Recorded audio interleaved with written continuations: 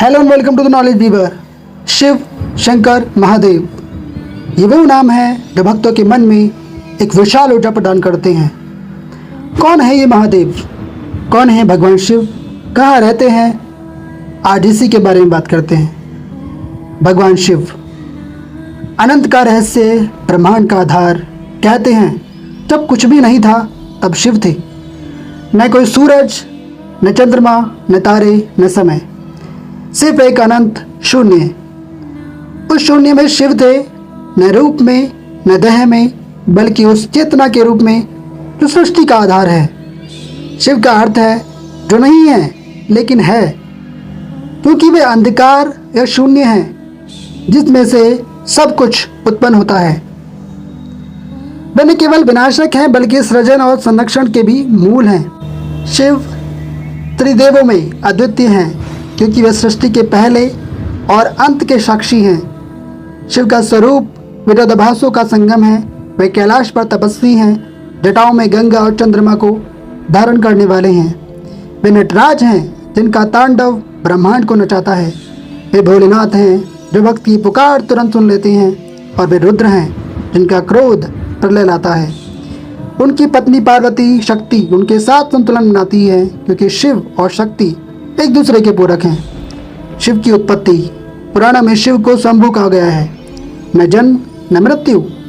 लेकिन एक गहरी कथा में लिंग पुराण और शिव पुराण में मिलती है जो उनके प्रकट होने की कहानी बताती है।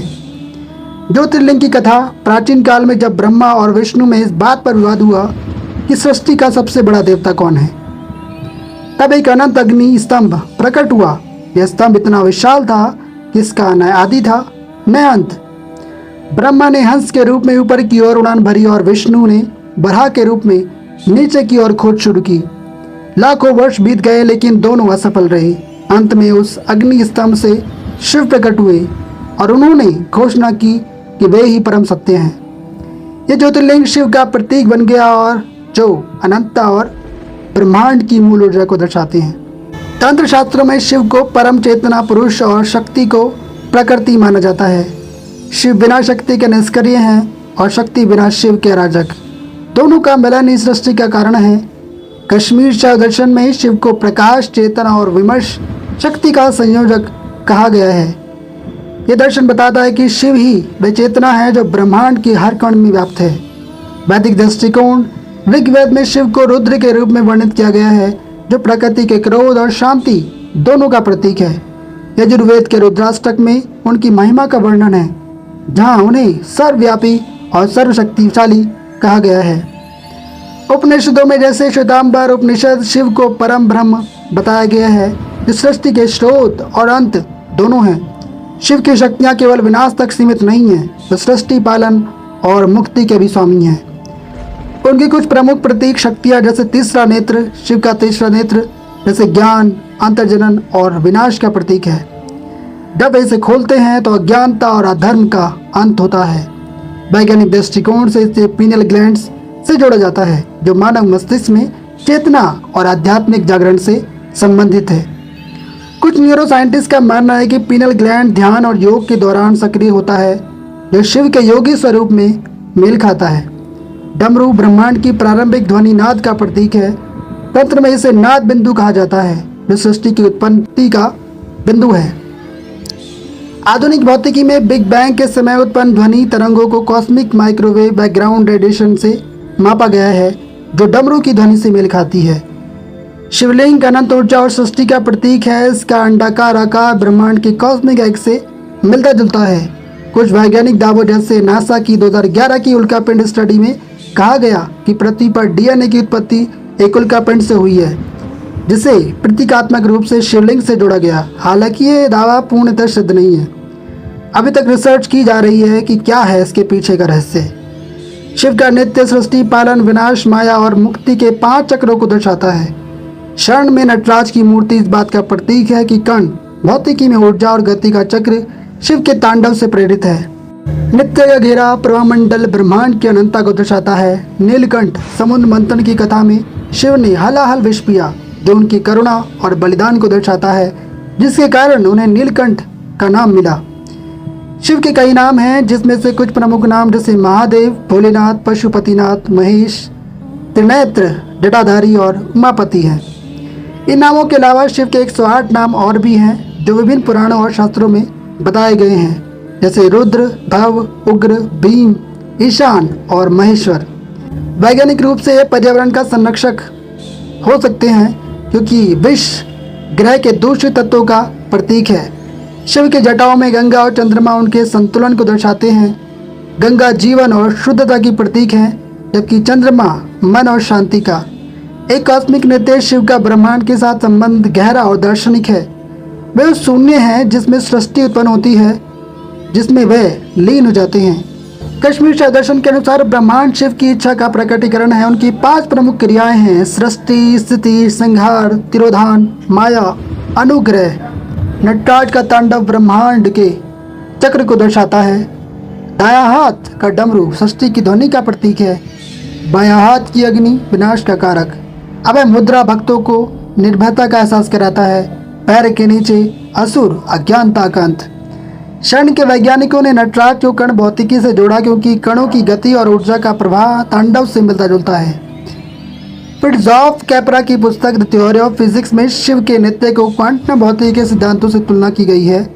शिव को ब्रह्मांड की मूल ऊर्जा का प्रतीक माना जाता है। इसका अंडाकार आकार बिग बैंग के सिंगुलैरिटी से तुलनीय है, जहां से सृष्टि की शुरुआत हुई। तंत्र शास्त्रों में शिवलिंग को ब्रह्मांड का बीज कहा गया है, जो सृजन और विनाश दोनों का आधार है। वैज्ञानिकों ने शिवा हाइपोथेसिस नामक सिद्धांत प्रस्तावित किया, जो पृथ्वी पर सामूहिक विनाश जैसे डायनासोर का अंत, जो धूमकेतु और ग्रहों के चक्र से जुड़ता है। यह सिद्धांत शिव के संहारक स्वरूप से प्रेरित है, जो पुराने को नष्ट कर नया बनाता है। शिव की जटाओं में गंगा का होना प्रकृति के प्रति उनके प्रेम को दर्शाता है। गंगा को पवित्र नदी माना जाता है और शिव का गंगा को धारण करना पर्यावरण संरक्षण का प्रतीक है। आधुनिक संदर्भ में यह हमें जल संरक्षण और प्रकृति के प्रति जिम्मेदारी की याद दिलाता है। शिव को वैज्ञानिक दृष्टिकोण से एक व्यक्तित्व से अधिक एक अवधारणा के रूप में देखा जाता है। वे उस अनंत शून्य या ऊर्जा का प्रतीक है जो ब्रह्मांड का आधार है।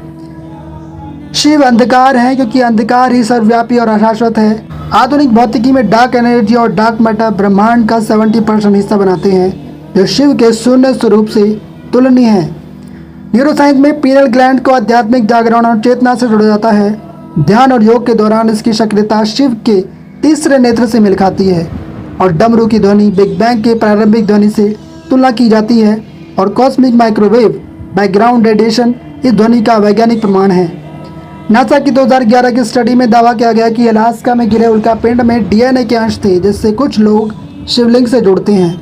हालांकि ये दावा प्रतीकात्मक और पूर्णतः सिद्ध नहीं है। शिव को आदि योगी कहा गया है, जिन्होंने योग की कला सिखाई। योग और ध्यान के वैज्ञानिक लाभ जैसे तनाव कम करना, मस्तिष्क की कार्य क्षमता बढ़ाना शिव के दर्शन से मेल खाते हैं। सतीश शिव की पहली पत्नी ने अपने पिता दक्ष के यज्ञ में आत्मदाह किया। बाद में पार्वती के रूप में पुनर्जन्म लिया और शिव से विवाह किया। यह कथा प्रेम, बलिदान और पुनर्जन्म को दर्शाती है। जब समुद्र मंथन से हलाहल विष निकला तो शिव ने उससे पिया। यह उनकी करुणा और ब्रह्मांड की रक्षा के लिए बलिदान को दर्शाता है।